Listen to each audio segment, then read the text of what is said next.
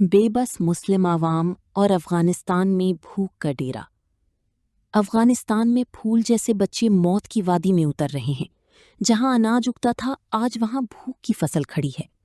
अफगानिस्तान का खरबूजा यहां आता तो लोग उसकी तरफ लपकते थे।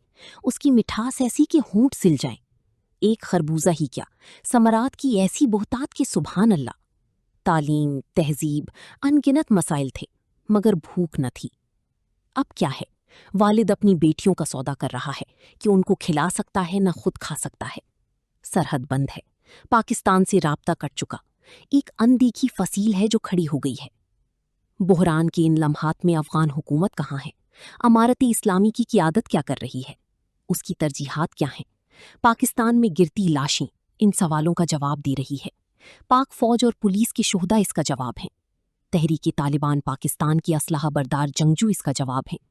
अफगान हुकूमत गैरत और अना की जंग लड़ रही है। वो अपनी शहरियों के लिए भूख के बदले दहशतगर्दी की पुश्तपनाही कर रही है। वो पाकिस्तान को नीचा दिखाने के मंसूबे बना रही है। अपने तई इस्लाम का बोलबाला कर रही है। उसके पास ये फुर्सत नहीं कि वो अपने शहरियों की भूख का इलाज तलाश करे। ज्यादा से ज्यादा क्या होगा? लोग मर जाएंगे। मरेंगे तो शहादत के मनसब पर फाइज हो जाएंगे। उन्हें अपनी हुकूमत का शुक्रगुजार होना चाहिए कि उनके लिए जन्नत अर्जा कर दी। महल्लात और हूरें उनका इंतजार कर रही हैं। खानदानी मंसूबाबंदी उनके मसलक में हराम है।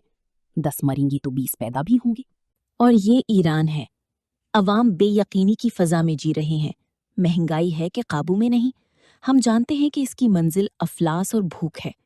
इसमें क्या शुबा है कि ईरान को जारहियत का सामना था। उसको दिफा का हक था और उसने ये हक खूब इस्तेमाल किया।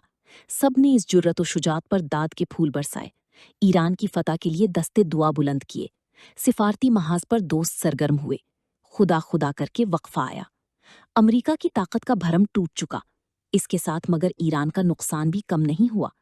आज इस जंग से निकलने की सूरत पैदा हो रही है। ईरान के लिए मौका है कि वो इस वक्फे से फायदा उठाए और सुलह की तरफ माइल हो। अमरीकी जुल्म के खिलाफ सरापा एहतजाज दुनिया इसके साथ खड़ी है। इसकी क़ियादत मगर क्या सोच रही है? इसकी तरजीह क्या है? इसकी हिकमत अमली में महंगाई की चक्की में पिसने वाले अवाम कहाँ हैं? उसे चंद किलो यूरेनियम अजीज है या अवाम का मुस्तकबिल? अब पाकिस्तान की सुनिए। अल्लाह का शुक्र है हम बहुतों से बेहतर हैं, मगर क्या हम मजीद बेहतर नहीं हो सकते? अगर हो सकते हैं तो रुकावट क्या है?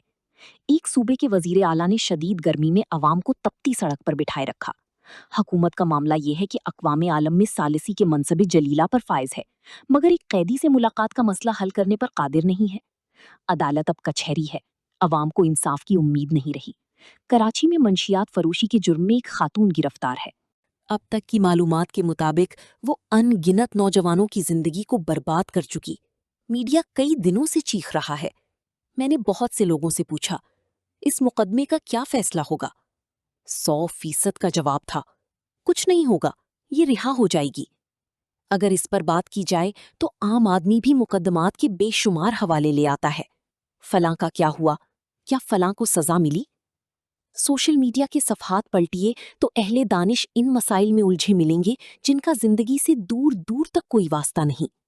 हाल ये है कि मजहबी मामलात पर बात हो रही है और एक दूसरे को माँ बहन की गालियां दी जा रही हैं।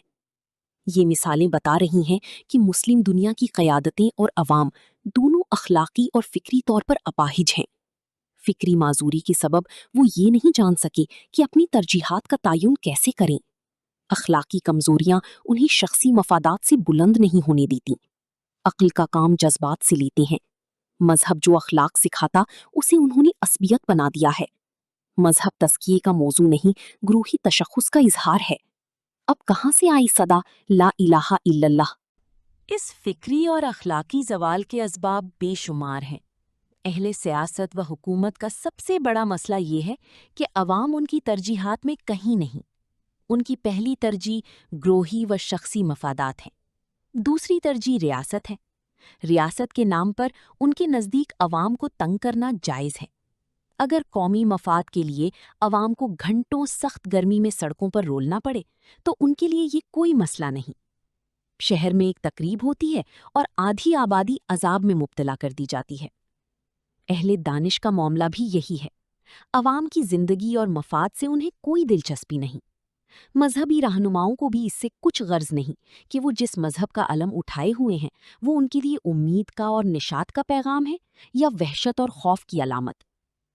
اگر افغانستان میں حکومت کی ترجیح عوام کی فلاح و بہبود ہوتی تو کیا ان کی حکمت عملی وہی ہونی چاہیے تھی جو اب ہے؟ اگر ایران کی قیادت عوام کی طرف دیکھتی تو کیا ان کے مستقبل پر یورینیم کو ترجیح دیتی؟ ریاست کے مناصب پر فائز گروہوں نے ایک بیانیہ بنا رکھا ہے، جذبات کو مشتعل کر کے عوام کو اس کا اسیر بنایا جاتا ہے۔ جن کے پاس یہ نہیں وہ کلٹ یا مذہب کے نام پر عوام کو اپنا غلام بنائے ہوئے ہیں۔ مسلم ریاستوں کے معاملات اگر ایسے ہی رہتے ہیں اور امکان بھی اسی کا ہے تو مجھے ان کے مستقبل کے بارے میں تشویش ہے۔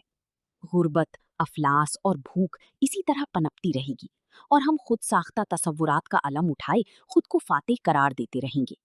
ہر بات روا ہے، ہر موضوع پر بات ہو سکتی ہے۔ سوال مگر یہ ہے کہ ہم چاہتے کیا ہیں؟ عوام کے لیے خوشحالی اور امن یا اضطراب اور بے یقینی؟ اس وقت سیاسی قیادت کی ذمہ داری سب سے زیادہ ہے۔ دوسرے مسلم ممالک کے لیے ہم دعا ہی کر سکتے ہیں، لیکن اپنے اہل اقتدار سے مطالبہ کرتے ہیں کہ وہ عوام کو اپنی حکمت عملی میں ترجیح بنائیں۔ جو اقدام کریں اس میں سب سے پہلے یہ دیکھیں کہ عوام پر اس کا کیا اثر پڑے گا۔ اسی طرح اہل دانش کو دیکھنا ہے کہ وہ جو خیالات پیش کر رہے ہیں اس سے عوام کا بھلا ہو رہا ہے یا ان کے لیے زندگی مشکل ہو رہی ہے۔ اہل مذہب کو بھی سوچنا ہوگا کہ وہ جن مذہبی تصورات کی آبیاری کر رہے ہیں ان سے عوام کو کوئی فائدہ پہنچے گا یا کسی خاص مکتبی فکر کو۔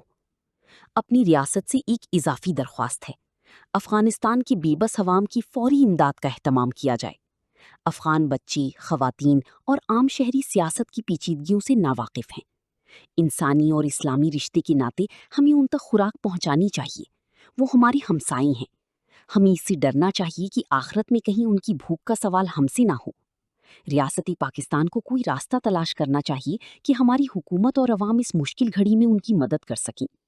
ہمیں بے حس افغان قیادت کی طرف نہیں دیکھنا، اپنی اخلاقی ذمہ داری اور اللہ کی خوشنودی کے بارے میں سوچنا ہے۔